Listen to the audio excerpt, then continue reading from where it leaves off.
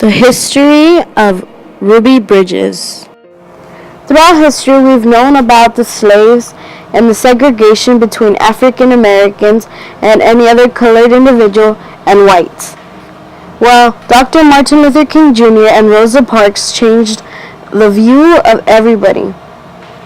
And not only did they, but a little girl by the name of Ruby Bridges made history in the 1950s. Ruby Well Bridges Hall was born on September 8, 1954 in Tylertown, Mississippi. She was part of the Civil Rights Movement. She was the first African American child to attend an all-white elementary school in the South, which was called William Frantz Elementary. In kinder, she first had gone to a segregated kindergarten, but in 1954 the schools were to be desegregated. The laws had changed because of parents of Linda Brown that sued the school system, and desegregation was put in place.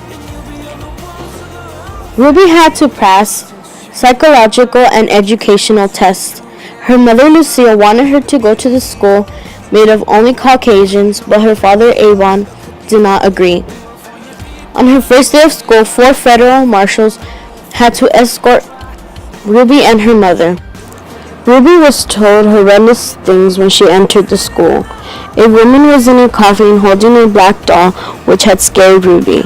No teacher wanted to accept Ruby, and she had to sit in the principal's office all day. It had changed when a teacher by the name of Barbara Henry accepted Ruby in her class. Ruby looked up to Barbara in many ways.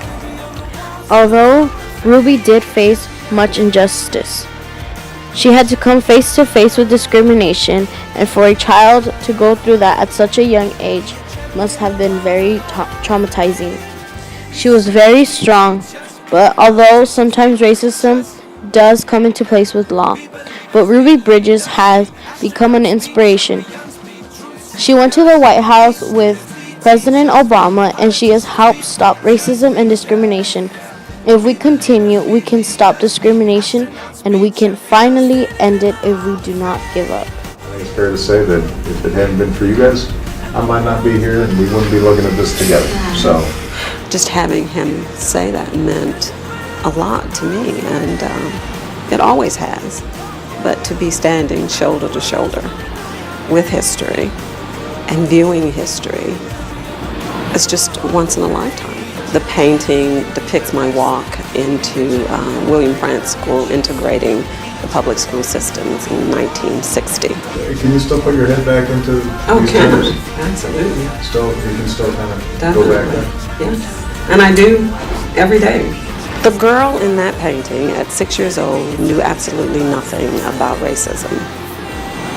I was going to school that day, but the lesson that I took away that year in an empty school building was that none of us know anything about disliking one another when we come into the world. It is something that's passed on to us. So every time I see that, I think about the fact that I was an innocent child that knew absolutely nothing about what was happening that day, but that I learned a very valuable lesson. And that is that we should never look at a person and judge them by the color of their skin.